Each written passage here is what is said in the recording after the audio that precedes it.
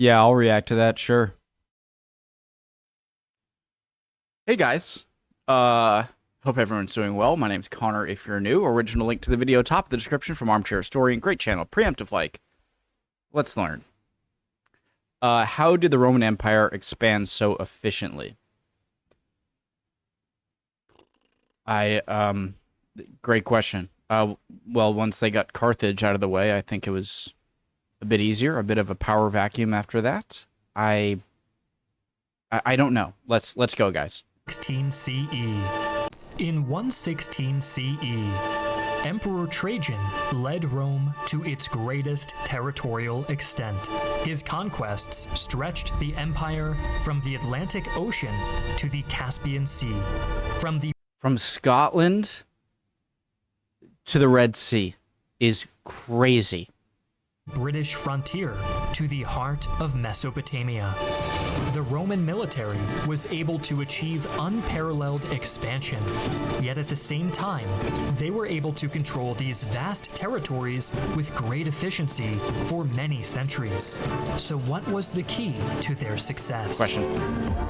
Guys, question. So, do you think, like, I think about this sometimes, was Rome so dominant for the same reason that a lot of sports teams in certain cities early on in a sport tend to be more dominant? Do you know? Because I think sometimes early on, a few sports teams kind of stand out and they like always win, or very much a lot of the time, because, and as time goes on, people start to catch on and do the same and learn from what they're doing and copy it, and then sports teams become much more competitive with each other as we go through time. Like I would argue that, like, say basketball, you know, the Celtics won 11 championships really early on, and the Lakers did a lot. And then as time went on, different teams knew, like, saw why they were dominant, kind of did the same thing, and then the league became more competitive. I wonder if that same logic transfers to the Roman Empire. Does that make sense? Is that a bad comparison? But I wonder if, for instance, Rome was just ahead of its time in its military competence, and other countries just couldn't compete with that level of organization and discipline and intelligence in war that they had.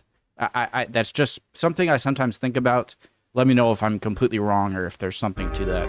Rome's ability to expand and control such a great empire was due to a combination of factors.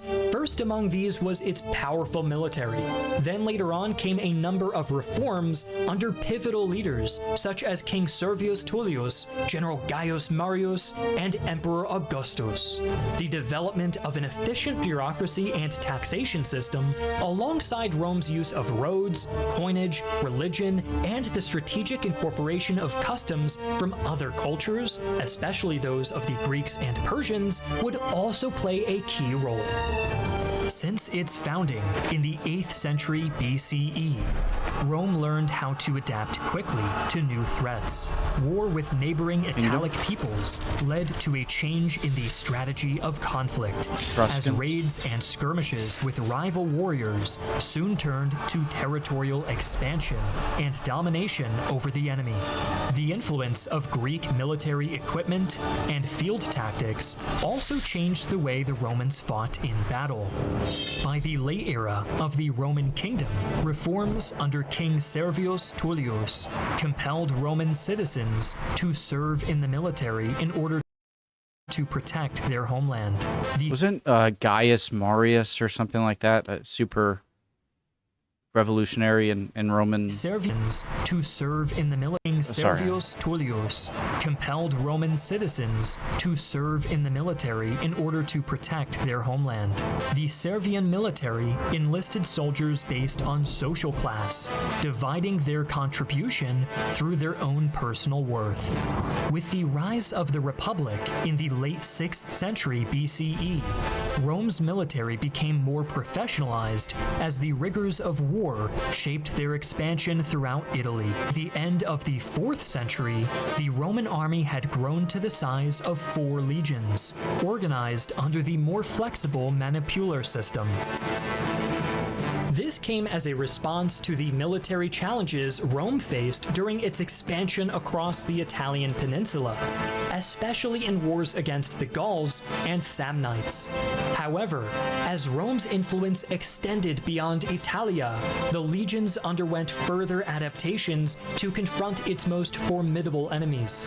The Punic Wars against Carthage saw Rome fighting for its very life, and through this struggle learned the importance of improved logistics and long-term strategy.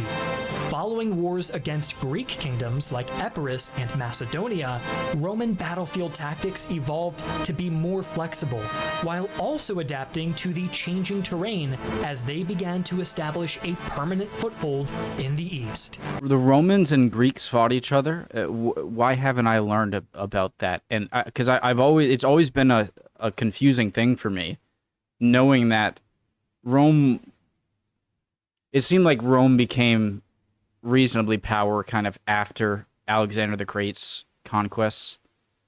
And so I'm sure they couldn't put up much of a fight against, Alexander the Great's army, but Alexander went east instead of west. But if there was significant battles between the Romans and Greeks, I mean, there had to be. You expanded eastward. I need to learn more about that. By the end of the 2nd century BCE, the citizen army proved inadequate for Rome's continuous military needs. Under Gaius Marius, attitudes toward military participation shifted, as enlistment was opened up to the landless poor. The Roman army became a professional standing force, with soldiers serving for longer terms, and the military was reorganized away from the older maniple system to the more flexible and powerful cohort structure, which became the backbone of Roman battlefield tactics. Soldiers were given standardized equipment, with the cost often supplemented by the state. Over the later years of the Republic, retired soldiers could also be granted land in exchange for their service. In effect, Rome had abolished the part-time militia of a citizen army in order to keep a professional army in constant service, which was crucial for waging prolonged campaigns and maintaining an ever-growing state. After the civil wars of the late Republic, Caesar Augustus rose from the ashes as Rome's first emperor in 27 BCE, bringing with him a slew of reforms. The most impactful of these saw him reduce the bloated military down to 28 legions, creating a leaner, more efficient force loyal to the emperor. Previously, the legions were raised for specific... It's crazy how Caesar spearheaded, the transition from Republic to Empire, but he never got crowned emperor. And he just so happened to have, was it his nephew? That was Octavian? Just happened to have a successor that when he died, obviously Mark Antony had to be beaten, but eventually Octavian claims the first emperor, and he's super good. And so what are the chances that even after you die, your wish of how Rome is going to be turned into an empire run, you're succeeded by one of your own kin who is extremely capable and I think is regarded as, maybe the best emperor of all time? Some of you that might know more about other Roman emperors might be able to prove me wrong there. Wars Please do, then if you do. disbanded No? after 6 years. Sorry, just go back. More efficient force, loyal to the Emperor. Previously, the legions were raised for specific wars, then disbanded after 6 years. But these 28 legions were intended to be permanent armies made up of long... I'm so stupid, guys. I rewinded and then I missed it again. Sorry. Loyal to the Emperor. Previously, the legions were raised for specific wars, then disbanded after 6 years. But these 28 legions were intended to be permanent armies made up of long-serving veterans. If anyone's ever wondered what ADHD is, you just witnessed it.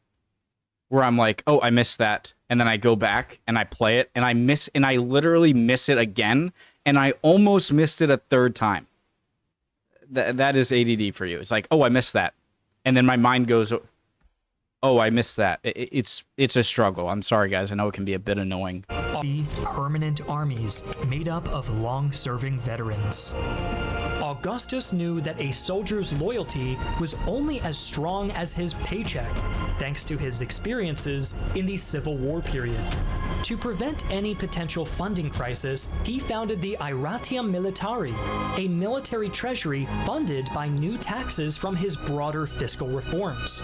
This fund provided for soldiers' pensions, ensuring loyalty and stability within the ranks. Augustus also reorganized the auxiliary forces, integrating non-citizen troops into the military, who served alongside the legions and were granted Roman citizenship after their service. These reforms centralized power while keeping the military in line, allowing it to remain the backbone of a constantly growing empire. The success of these legions hinged on the leadership qualities of its commanders and the political infrastructure that supported them. Roman generals were often encouraged to be opportunistic and adaptive, seizing advantages wherever possible on the battlefield. This strategic flexibility was complemented by Rome's political leadership, which mobilized vast resources to support the military.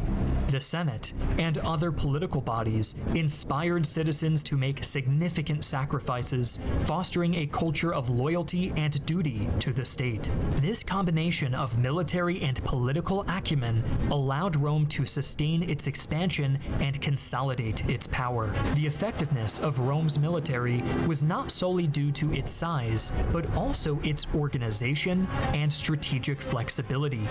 Roman legions were highly disciplined units, with a hierarchical structure that allowed for easier coordination and adaptability on the battlefield. This versatility... I don't think discipline... I'd imagine discipline can't be stressed enough. It's probably, it's said so much, and it's such an obvious importance that, I feel like it's kind of discarded. But if I've seen this in some Napoleonic Wars videos from Epic History, and I'm always amazed at the ability for the Napoleonic army to see a break in the line and fix it. And I feel like a lot of armies, if you're not as disciplined, if you see a break in the line, some people might be like, oh God, it's over. And then you go into survival mode. It's like, screw any superiors I have. Like, now it's the sooner I flee, the more likely I'm going to be able to live, right? But that comes at the expense of losing more battles and more people dying. And so I feel like that can't be stressed enough, that not flinching at a potential flaw in the battle has got to be the difference between only winning when you are either very lucky or you have an immediate successful blitz, right? Or being able to do that, and if there are some problems, being able to fill it in without any doubt of retreat or anything like that, Versatility was easier coordination and adaptability on the battlefield. This versatility was important even outside of battle. Legions were capable of building fortified camps each night during campaigns, providing secure bases of operation and greatly reducing the risk of surprise attacks. This was thanks to soldiers in a Roman legion being trained across a wide array of fields. Engineers, laborers, and craftsmen all worked together later to construct these camps, as well as forts, bridges, and siege engines vital for both defense and offense.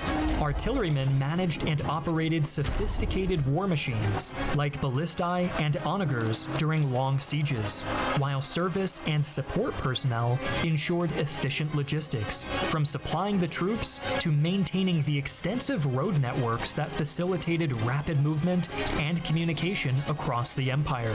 Guys, did they have some sort of, what did they use for measuring? Like when you're setting up some of these siege weapons, does anyone know if there are any survived, like the Roman equivalent of like a ruler or a tape measure? Did they use knots in a rope or something like that? I'm just imagining them being like, a little bit this way.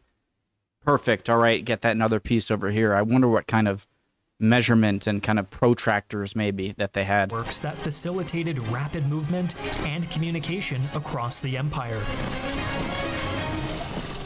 This combination of skills made the Roman army not just a fighting force, but a highly organized and self-sufficient network capable of sustaining prolonged campaigns in diverse environments. However, after every campaign came the long and arduous task of consolidating foreign peoples into the Roman fold. But maintaining control was not always a matter of military might.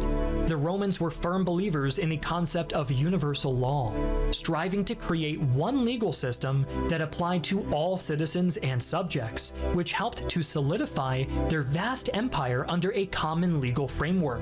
For them, the law was instrumental in unifying many diverse populations under their rule. As local communities and their elites proved their loyalty to Rome, they could be gradually integrated into the Roman system. Diplomacy was often critical for this process, as it was essential for making allies, isolating potential enemies, or even creating justifications for war when necessary. Later, integration often began with the granting of partial citizenship, which came with certain legal protections, military obligations, and some civic privileges. Over enough time or service to Rome, some subjects could be granted the chance of full citizenship, which conferred the right to vote, marry under Roman law, and appeal in legal matters. By extending Roman citizenship, either partially or fully, to new subjects, Rome offered not only legal protection and access to trade rights, but also the prestige of being part of the empire. Hold on. Of full enough time or service to Rome. Okay, you can't vote. Some subjects could be granted the chance of full citizenship. Okay. Because if, you know the, like, would you rather be feared or loved, that saying, and you want a little combination of both?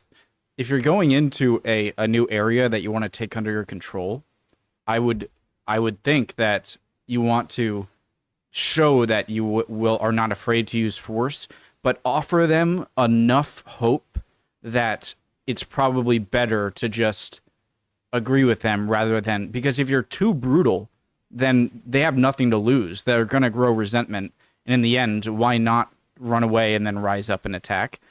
And the one thing is, like, the only thing you have to worry about with giving everyone all the rights is if they can influence stuff that you don't want to change. And so maybe hold out the right to vote, but give them these other stuff as like a good carrot stick. I didn't say that great, sorry. Which conferred the right to vote, marry under Roman law, and appeal in legal matters. By extending Roman citizenship, either partially or fully, to new subjects, Rome offered not only legal protection and access to trade rights, but also the prestige of being part of the empire. It was a strategy that aimed to assimilate conquered peoples and foster loyalty to Rome above all else, which helped create invaluable pools of talent all across the ancient world. Over time, the gradual extension of citizenship helped to Romanize vast areas of the empire, making governance more manageable and the empire more cohesive. Most importantly, Romanization. This system remained in place until the Edict of Caracalla in 212 AD, which granted full Roman citizenship to all free men within the empire. And the empire more cohesive. Most importantly, Romanization expanded the pool of recruitment, allowing for the raising of new legions or the replenishment of existing ones. The raising and maintaining of legions was supported by a diverse and extensive network of taxation and complex bureaucracy, partly inspired from earlier Persian administrative practices. Taxes were crucial for funding the army, building infrastructure, and maintaining the expansive governmental structures required to govern distant provinces. However, the sheer size of the empire meant that the Roman tax system wasn't consistent everywhere. Land taxes were sometimes assessed based on the productivity of the land, but in many regions, taxes were imposed based on the types of land, regardless of its output. Customs duties and trade taxes were levied on goods transported across the empire, which significantly contributed to the state's revenue, especially in key regions like Egypt and along the eastern frontier. Even wealth taxes were occasionally imposed on personal assets, but the burden of taxation was often unevenly distributed, with certain regions and social groups bearing heavier loads than others. The collection and management of these taxes was undertaken by trained officials and state magistrates. Written records, such as censuses and land registries, were painstakingly maintained, allowing the Roman state to keep track of its resources and population effectively. The grain supply system, or annona, is perhaps the most famous example of how the Roman bureaucracy managed resources on a massive scale, organizing the collection and distribution of grain to feed the city of Rome and its vast legions. Beyond that, the use of legal contracts and standardized procedures across the empire ensured that tax obligations were clear and enforceable for the locals who had to pay them. Rome's approach to governance contrasted with its often dismissive attitude toward foreign cultures. While Romans sometimes viewed other peoples, especially those outside their empire, as barbarians, they were also pragmatic in governing new territories. Sorry, guys. Rome often showed a level of respect for local customs, traditions, and leaders, understanding that this was key to maintaining stability and loyalty within a vast and diverse empire.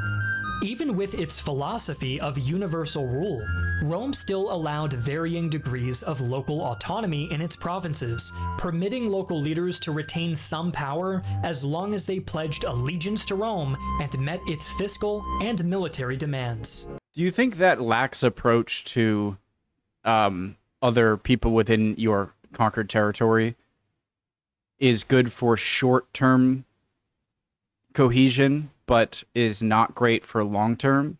And I understand if you don't do that, you might not even get to the long-term because it might not survive, but it's still a question I have. This policy of respecting local governance reduced resistance to Roman rule and made the empire's vast territories more manageable. Moreover, Rome's use of client states and allied territories created a network of semi-independent regions that were loyal to Rome and helped to defend its borders.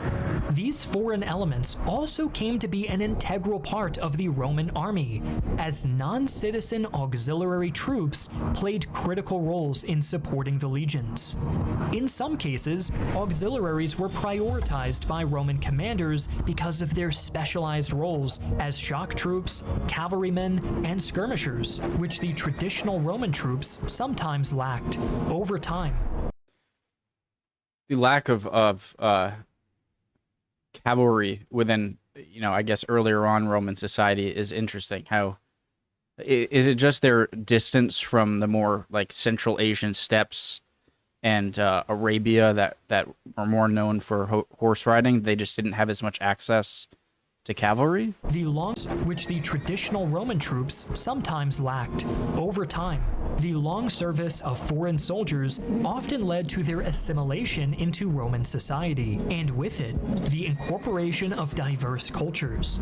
Politically, just like Hellenistic Greece, local elites were also integrated into the aristocracy, as Roman culture, law, and language gradually permeated the provinces.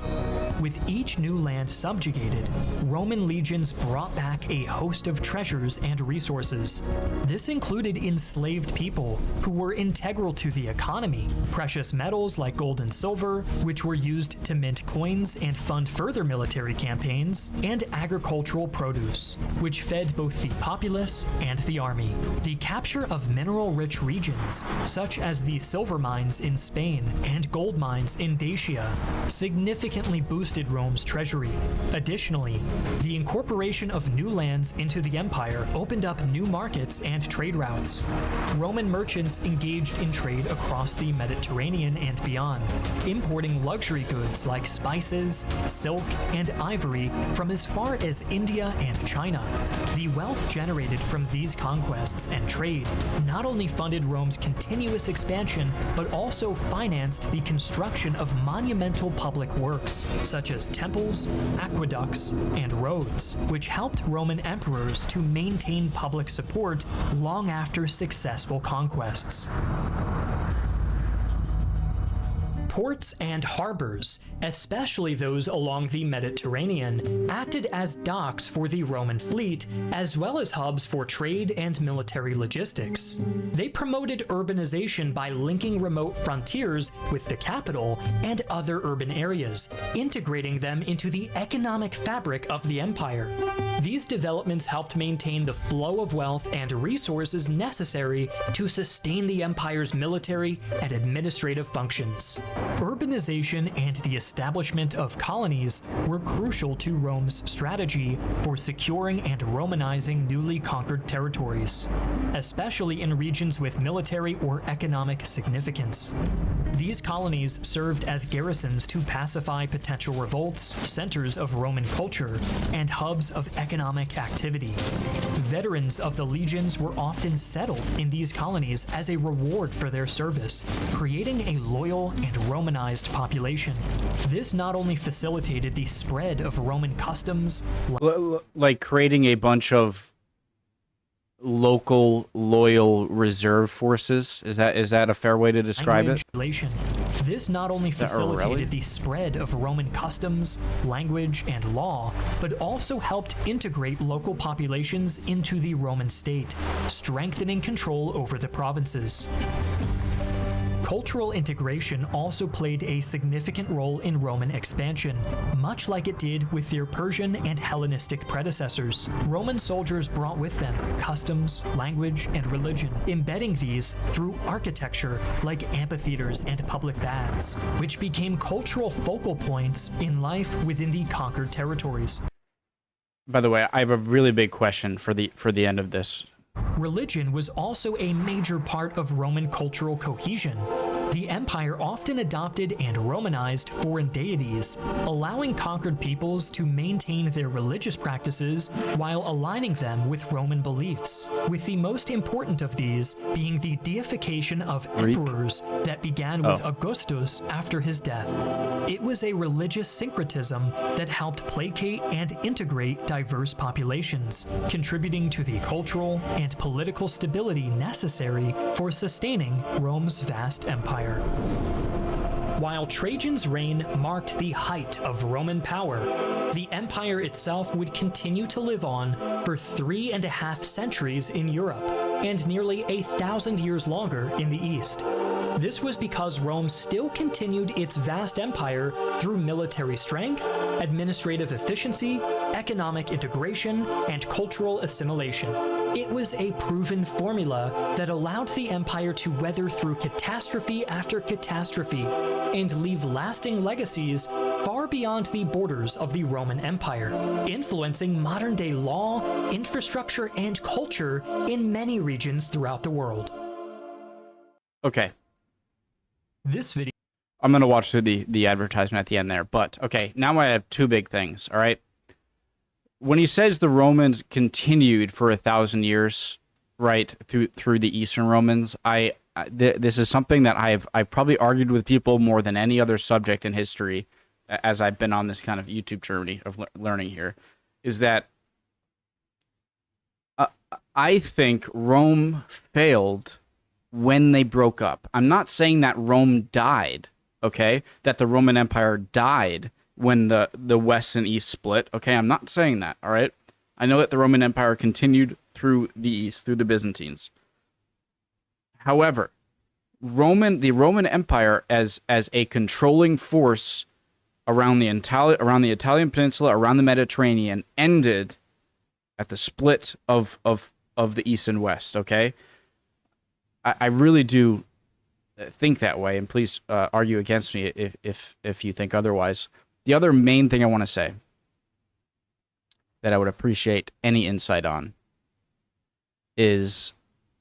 across the Mediterranean and... So this seems to be the main conundrum, maybe paradox. I don't know about paradox.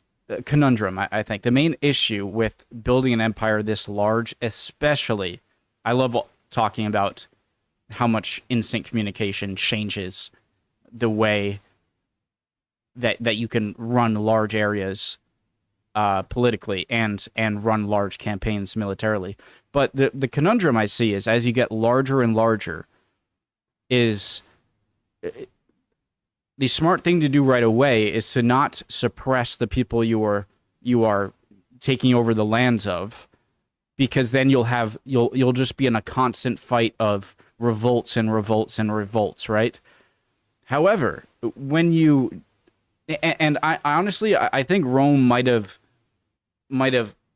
stood on this knife's edge for as long as they possibly could of maintaining control and also allowing a certain amount of religious cultural freedom in the areas they conquered.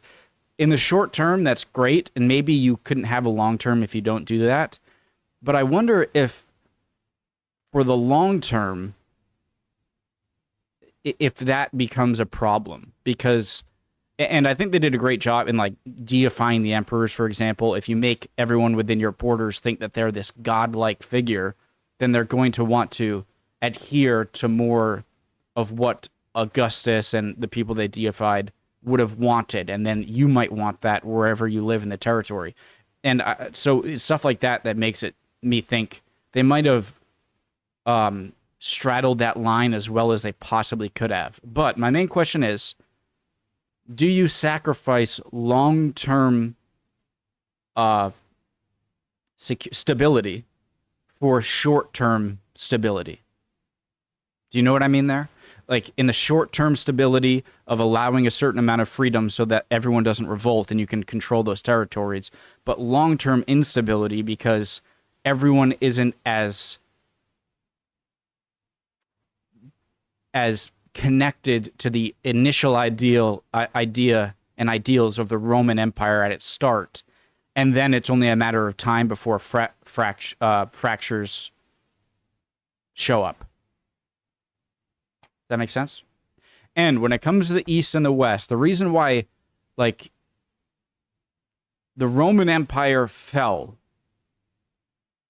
when, like, this is how I see it. The Roman Empire fell when the East and the West broke up after the Hunnic invasions and from Central Asia into Eastern Europe.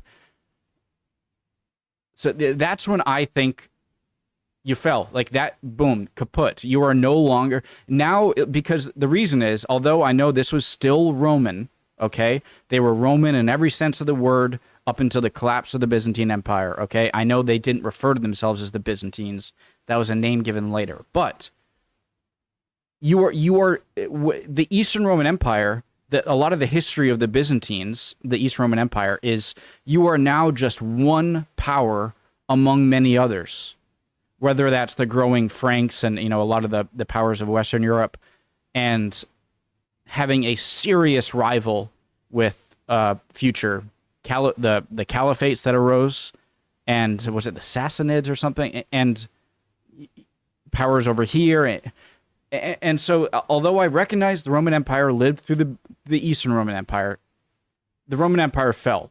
Okay, it fell when they split up. You are no longer in control of the Mediterranean. You are no longer the superpower. You are now one very strong power among many for the rest of the history of the Eastern Roman Empire. Please, a lot of you guys are so much more knowledgeable on this stuff. I don't want to seem like I'm stuck in my opinion. These are genuine questions. So, amazing video. I'm going to play through just so I can see the promo codes of OER This video project. was produced and Love y'all. created Thanks for in watching. collaboration with OER Project. For more information on how OER Project offers free, comprehensive, and fully supported social studies curricula for middle and high school teachers and their students, click the link in the description. Great. If you're a social studies history teacher in middle school or high school or whatever, check that out. Love you all. Hope you're all doing well. Would appreciate any comments at all. And hopefully I'll see you guys next video. We'll keep on learning. Bye, guys.